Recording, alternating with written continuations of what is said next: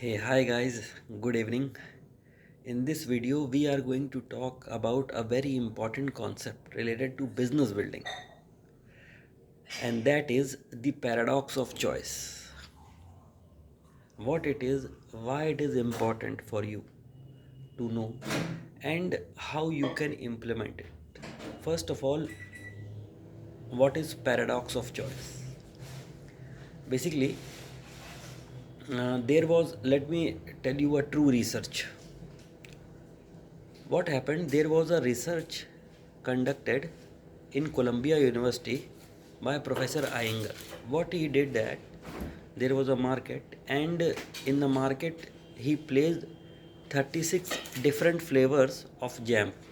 36 different flavors of jam. They were placed together and people were asked to test, and if they like they could buy. This was one case. And this basically he kept this 36 for 36 bottles of jam, different flavors of jams, for say 3 hours. Then after that he replaced them with just two bottles with two different flavors. Okay. Then another, he kept on doing that. He kept on doing that research and noted the sales and everything. So at the end, what do you think what happened? At the end, 60% of people, when there was a larger choice, when there was a larger choice, more number of people, sorry, when there was a larger, more number of people went to that place, tasted the jams, as compared to the situation when there was only two jams, two flavors. But in terms of sales, the sales were much more higher when there were two jams as compared to when there are 36 flavors of jams. And this has been repeatedly proven. When you give more choice to your customers, you confuse them, and a confused mind never buys. You lose the sale. In 36 bottle of jam, even though the more people were interested and there were a large number of flavors, but the sales were very less as compared to when there were only two bottles of the jam. So the moral of the story is, if you want to give choice, then if you want to give choice, then at least give them at max, sorry, at max two or three choices, not more than that. Only two or three choices, not more than that. Because if you give them more choices, then what will happen in your prospect's mind, that they will get confused. They will have the fear that they may miss out the best thing. As a result of that, when they will have that fear, they will not buy and they will wait. Basically, they will get stuck in decision making mode. They will get stuck in decision making mode. So, whether this option is better, this option is better, which option should buy? The more the choices, the more they will get stuck in decision paralysis, and the more they will get in decision paralysis, the difficult it will be for them to make the choice. And if you see any successful business, they will have, for a product, they will give you either two or three variations. For example, consider Apple. They will have their base model, then there is Max version, and then there is Pro Max version. That's it. And why do you think these are only three choices? Can Apple have come up with more number of choices? Yes, it could have. But that would have made the buying decision for its prospects even more difficult.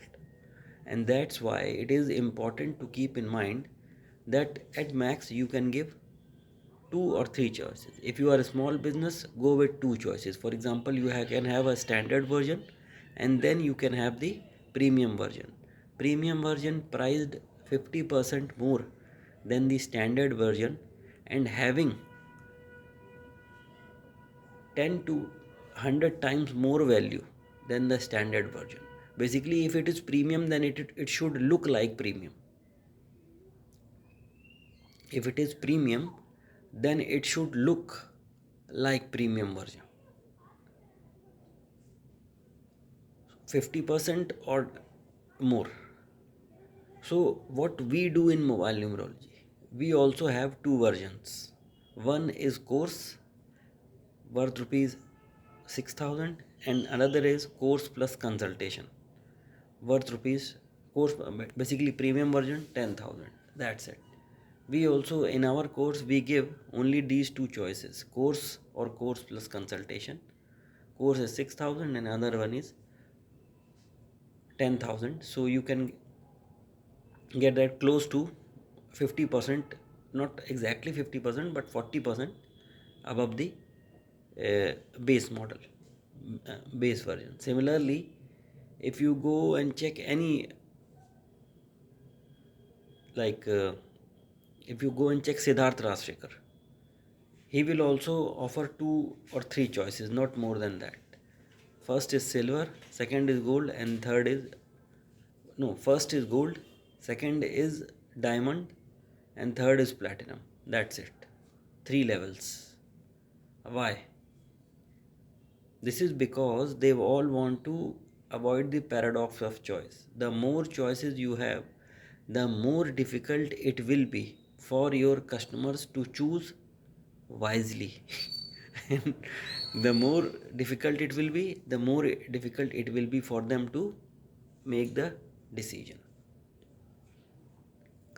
Now, moving to the second part, this is the second part of our discussion, how you uh, do a business.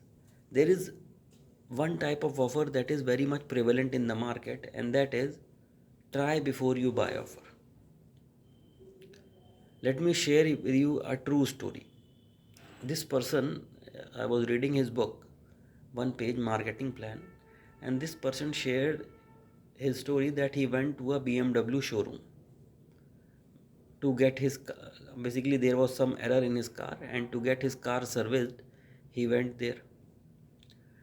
The salesman went to him, the service personnel went to him, take charge of his car and rectified the mistakes.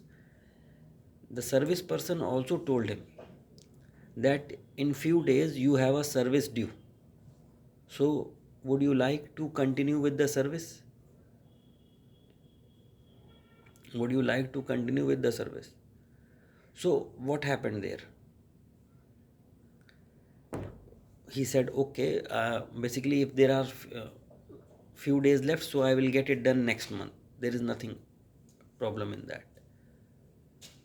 So at that time the serviceman said, it's okay, but if you get it done now, we will keep your car for a day or two, and in return, in exchange, we will give you some other car of BMW to test drive, to leave. Basically you need not come again here and again. You can take our another car, and then when your car gets serviced, you can come and return the car.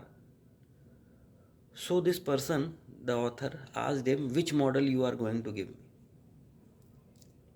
At this, the serviceman told him that we are going to give you the lowest model.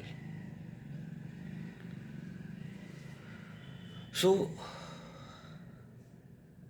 actually, from basically from servicing point of view, he may be right, but from marketing point of view, he committed a big mistake.